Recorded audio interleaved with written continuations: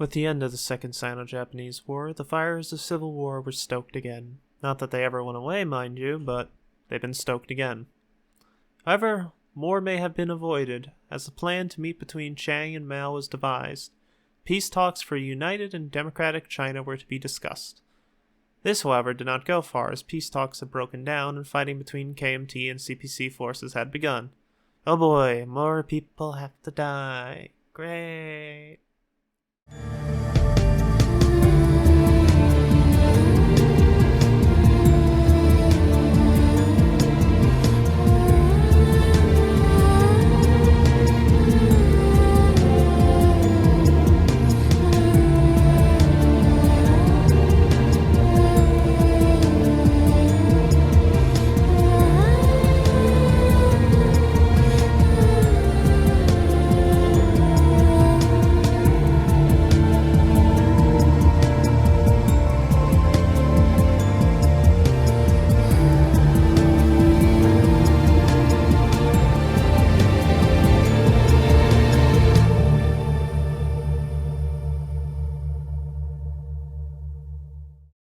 Here comes General Marshall to break up the two and attempt to negotiate an end to hostilities before they break out into full-scale civil war.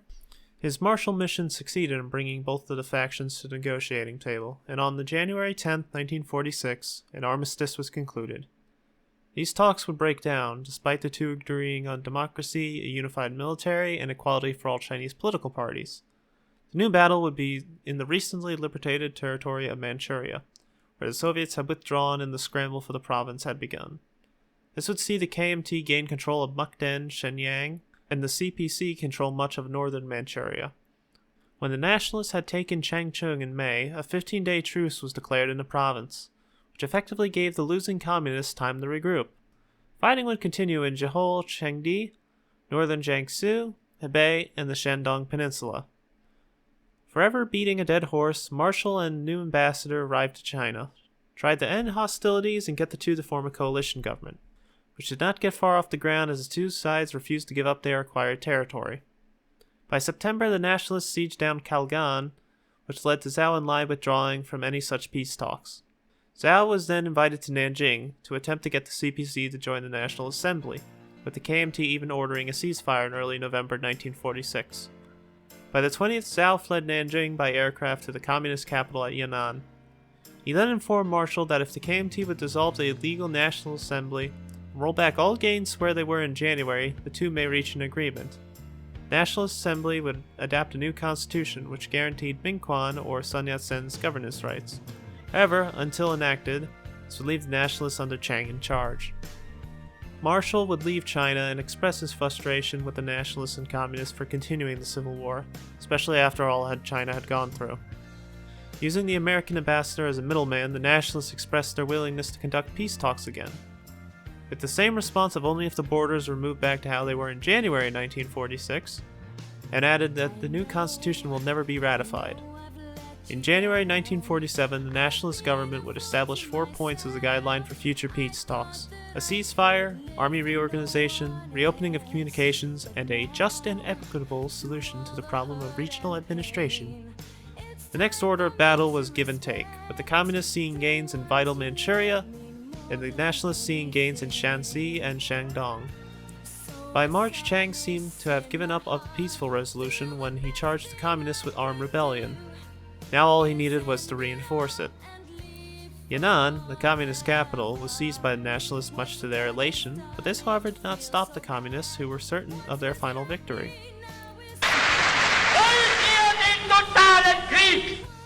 By the end of 1947, the KMT had made no more significant gains, and the communists would make a push into central China, leading to the fortification of Nanjing, and they would push back the nationalists in Manchuria. This would result in Mao stating that they had reached the turning point not only in the war, but in history. Then in 1948, the communists, having taken or obstructed the nationalist land supply routes into Manchuria, a decisive campaign would begin, taking the major cities in Manchuria: Karen in March, Chunhisen by October, Changchun by 20th October, and Mukden at the end of the month. This would see the capture of the nationalist Best Army, the new First Army, which provided the communists with artillery, tanks, and guns they desperately needed. Alongside this, by April, Luoyang had fallen. By April 7th, they had recaptured Yan'an, which was a major morale boost. By September, Jinan had fallen. Zhangzhou had fallen by late October, and by the end of the year, Kalgan was taken. Every major port outside of Qingdao was now owned by the communists. All that remained was the nationalist territory being defended from the Yangtze River. While this advantageous defensive position that the nationalists controlled might seem like it could lead to a stalemate, the communists now had higher troop strength due to captured equipment than their nationalist adversaries. With the north secure, the CPC proclaimed the northern China's people's government that would soon contain all of China. This would create a list of 25 war criminals with Chiang Kai-shek as number 1. Now in 1949, the situation of the nationalists could not be graver. Out of morale, men, and allies, they looked for any way to preserve their nation. They would reach out to the US, UK, France, and the Soviets to negotiate a peace with the communists. The response was essentially one of indifference from the US, having seen it as futile. Stalin would try to dissuade Mao from crossing the Yangtze, but he would be rebuffed. Amazing that he came to their aid. Mao would also state his terms for peace, which was a death sentence for many nationalists. While this fanfare was going on, the communists would capture Tianjin, and Chiang would resign and hand over the dumpster fire to Li Zongren. The nationalists would retreat from Beijing, and the communists would take the city. Mao, now in control of the north, would agree to start peace negotiations in February. Li Zongren would fly to Guangzhou, the new nationalist capital, probably seeing Nanjing's fall as an inevitability rather than a possibility, where he would attempt to get the KMT to agree to peace talks. These talks did not look good for the nationalists to accept. It only really gave the advancing communists more time to regroup. Speaking of, Nanjing had fallen by the 24th of April. This started the decimation of the nationalist government. In May, Hankow and Qingdao would fall, and Shanghai would fall into communist hands in early June. This would result in a Supreme Council in Guangzhou being formed, with Chiang as chairman, Li Sungjian as deputy, and Yan Jishan as premier. The battle for southern China waged on with Changsha, Fuzhou, and Langshao being taken in August. From the capital in Beijing, Mao would declare the People's Republic of China on the 1st of October 1949. With the Soviets and their puppets recognizing the government as the legitimate government of China, the nationalist capital, ever flexible, was relocated to Chongqing, just as the communists took Guangzhou and Xiamen in October.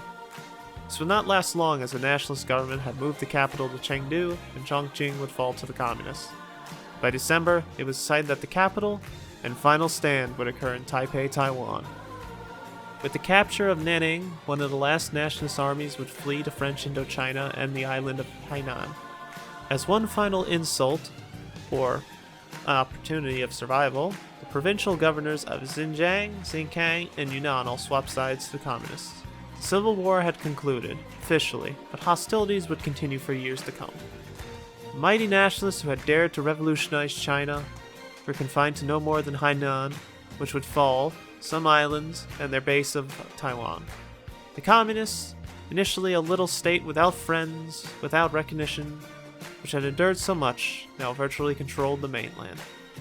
So why had they won? The first reason would be the incompetence and corruption rife within the KMT.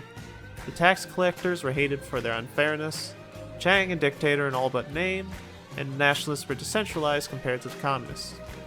The resumption of civil war right after the Second World War also hurt the Chinese people as their economy was in tatters.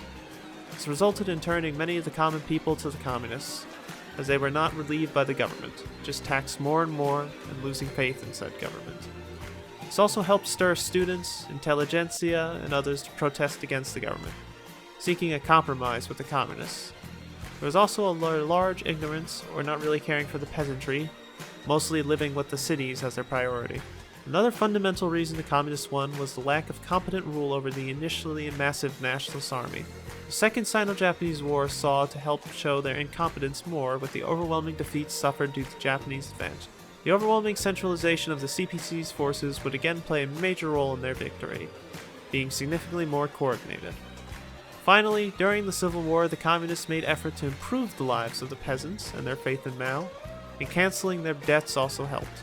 This is why the communists achieved the final victory after many years of strife against the Kuomintang.